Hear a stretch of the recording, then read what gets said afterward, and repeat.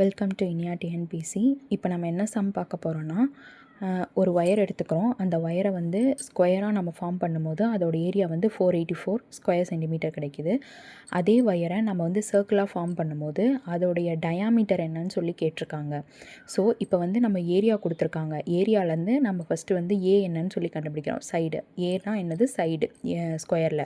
So அதுலேருந்து ஏ square equal to 484. அப்போ வந்து 484க்கு ரூட் எடுத்தோம்னா 22 கிடைக்கும். நெக்ஸ்ட்டு வந்து பார்த்தோன்னா இது ஸ்கொயருடைய பெரிமீட்டர்னால் நமக்கு சுற்றளவுன்னு சொல்லி நல்லாவே தெரியும். ஆக்சுவலாக இதில் சுற்றளவு எது கண்டுபிடிக்கிறோன்னா சர்க்கிளோடைய சர்க்கம்ஃபரன்ஸ் நமக்கு தெரியணும். அதுக்காக வந்து நம்ம வந்து இதில் பெரிமீட்டர் கண்டுபிடிக்கிறோம்.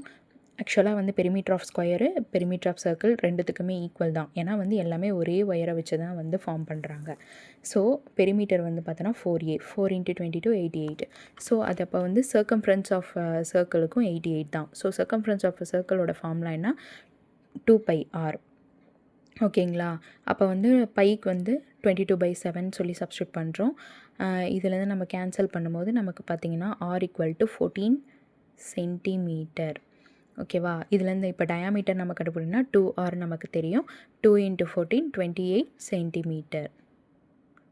ஓகேங்களா?